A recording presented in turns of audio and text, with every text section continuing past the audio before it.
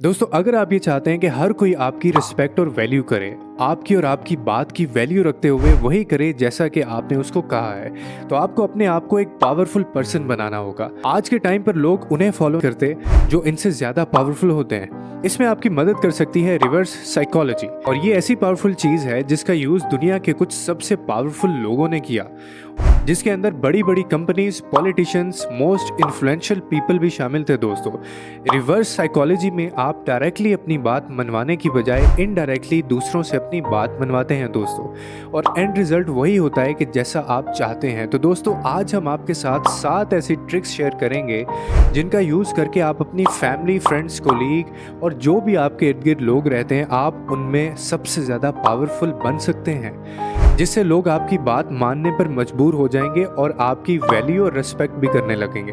First rule, चाहे आप कितने भी इंटरेस्टेड हों, लेकिन फिर भी ऐसा शो करने की कोशिश किया करें कि आप बिल्कुल इंटरेस्टेड नहीं हो। यूनिवर्सिटी ऑफ एरिजोना एक सोशल साइकोलॉजी प्रोफेसर के मुताबिक ह्यूमंस में ये नेचुरल रिएक्शन होता है कि जब भी किसी को लगता है कि आप उससे उसकी फ्रीडम छीन रहे हैं, तो वो नेचुरली उसे वापस पाने के लिए बिल्कुल उसके ऑपोजिट काम करने लगता है। जैसे आपने कई बार नोटिस किया होगा दोस्तों, बहुत दफ़ा ऐसा होता है कि आप जिन्हें चेंज करने की कोशिश करते हैं या कोई बात समझाने की कोशिश कर रहे होते हैं, वो लोग चेंज नहीं होते, बल्कि वो उससे उल्टा करते हैं, उसकी ऑपोजिट करते हैं।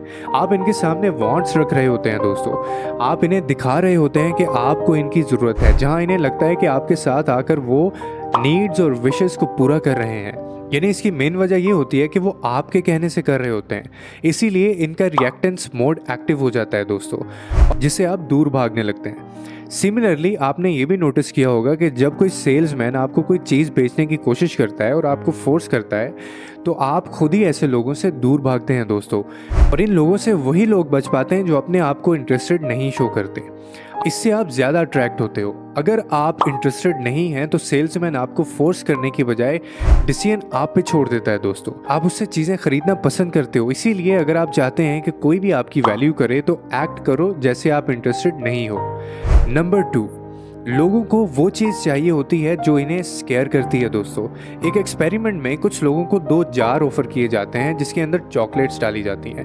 एक जार में 2 चॉकलेट रखी जाती हैं और दूसरे के अंदर 10 चॉकलेट रखी जाती हैं। लोगों ने कम क्वांटिटी वाली चॉकलेट को ज़्यादा प्रेफर किया दोस्तों। इससे ये साबित होता है कि हम लोग हमेशा स्केयर करने वाली चीज़ों को ज़्यादा वैल्यू करते हैं। पहले इसका बेस्ट एग्जाम्पल हमें तब देखने को मिलता है जब कोई लिमिटेड टाइम के लिए ऑफर आता है, तो लोग ऑटोमेटिकली इसकी तरफ अट्रैक्ट होने लगते हैं और बाद में वो प्रोडक्ट सोल्ड आउट हो जाता है। दूसरा, ये कॉन्सेप्ट सिर्फ मार्केटिंग में नहीं बल्कि हर जगह पे इस्तेमाल होता है दोस्तों। आपने नोटिस किया होगा कि इंडिया में उन स्कूल्स और कॉलेजेस की ज़्यादा वैल्यू होती है जिनमें कम सीट्स होती हैं और ज़्यादा कंपटीशन होता है। हम सब इस बात पे एग्री करेंगे कि जो चीज़ हमें मुश्किल से मिलती है वो चीज़ हमें ज़्यादा अच्छी लगती है। मुश्किल से मिलने वाली चीज़ हमें ज़्यादा वैल्यूएबल लगती है, क्योंकि लोग किसी भी चीज़ की अवेलेबिलिटी को उसकी क्वालिटी की जजमेंट से लगाते हैं। अगर आप इस कॉन्सेप्ट्स को रियल लाइफ में यूज़ करना चाहते हैं और अच्छी तरह रिलेशनशिप आप बिल्ड करना चाहते हैं, तो अपनी अवेलेबिलिटी को कम कर दो दोस्तों। यानी हमेशा हर किसी के लिए अवेलेबल मत रहा करो, ताकि लोग आपकी तरफ अट्रैक्ट हों। Number 3, restaurant. दोस्तों, रेस्टोरेंट्स में कई सारी स्टडीज़ को कंडक्ट किया गया, जहाँ पे आपने ये भी नोटिस किया होगा कि जब भी आप किसी रेस्टोरेंट में जाते हो और वेटर आपके लिए बिल लेके आता है, तो साथ में कुछ कम्प्लीमेंट्री स्पेशल चीज़ें भी लाता है, जो कि ऐसी चीज़ें होती हैं जो बिल्कुल फ्री होती हैं दोस्तों। जैसे कभी आपको मीठे में कुछ दे दिया या फिर नॉर्मल कोई और चीज़ साथ में लाकर दे दी, और वो बिल के साथ बिल्कुल फ्री ऑफर किया जाता है दोस्तों। इस स्टडी के मुताबिक वेटर्स अपने कस्टमर्स को कम्प्लीमेंट्री आइटम्स ऑफर करते हैं, और ऐसा करने से इनकी टिप्स में 3% इंक्रीज हो जाता है दोस्तों। लेकिन अगर वो एक आइटम की जगह 2 आइटम्स ऑफर करते हैं, तो इनकी टिप्स डबल होकर 6% बल्कि 40% तक बढ़ जाती है दोस्तों। इस रिसर्च में ये भी देखा गया कि जब वेटर ने एक आइटम देने के बाद वापस आकर आइटम वो दूसरी दी, तो उसको पहले से ज़्यादा टिप दी गई। अब इस लॉजिक को समझिए और इसके मुताबिक ये समझने की कोशिश करें दोस्तों कि ज़्यादातर लोग किसी भी तरह का एहसान लेना पसंद नहीं करते।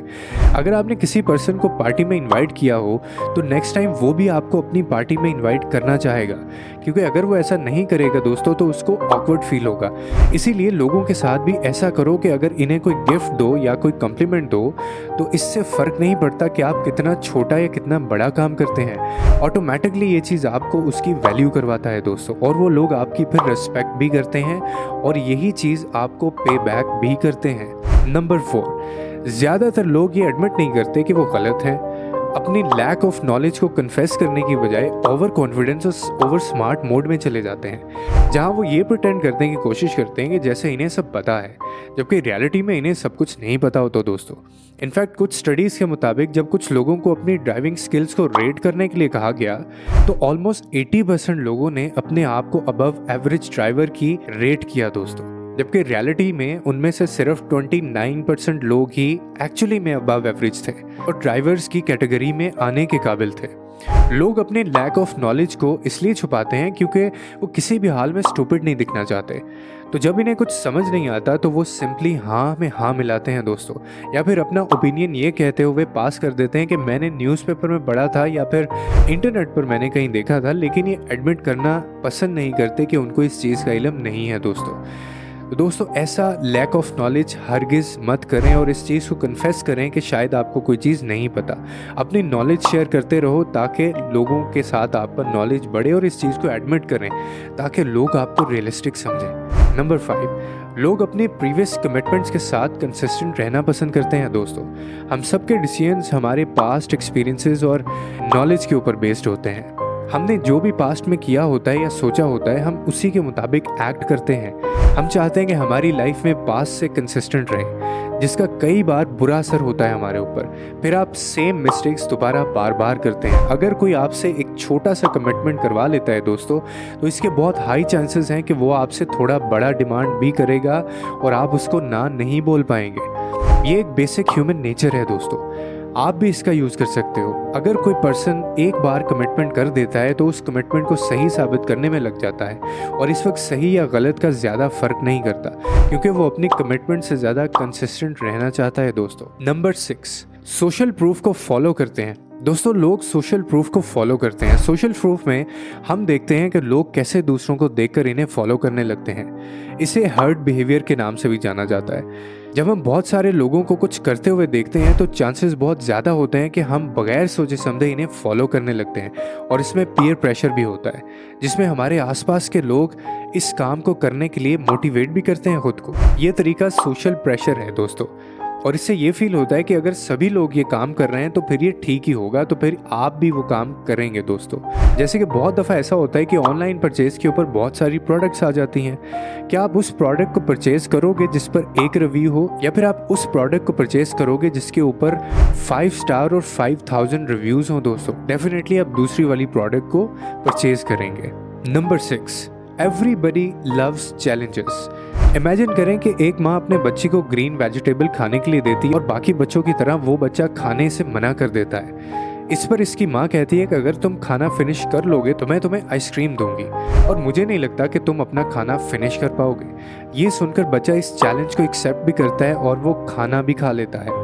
अब दोस्तों इसमें हुआ क्या? इसमें ये हुआ कि उसने चैलेंज को एक्सेप्ट किया और उसने अपने आप को रेडी किया इसके लिए। हर किसी के अंदर चैलेंजेस को कंप्लीट करने की अपनी एबिलिटी होती है दोस्तों, और चैलेंज का सबसे ज़्यादा यूज़ मोस्टली पेरेंट्स अपने बच्चों के ऊपर करते हैं, और ये वाकई में काम करता है दोस्तों। लोगों को चैलेंज दीजिए ताकि वो अपना काम कर सकें, और साथ में उनको किसी और चीज़ का लालच भी दें ताकि वो उस काम को सिर्फ इसलिए करें कि वो उससे अगला काम भी करना चाह रहे हों। दोस्तों उम्मीद है आपको इस वीडियो से कोई ना कोई अंडरस्टैंडिंग मिली होगी। अगली वीडियो तक हमारे साथ रहिए और देखते रहिए इनलाइटन विद उमर।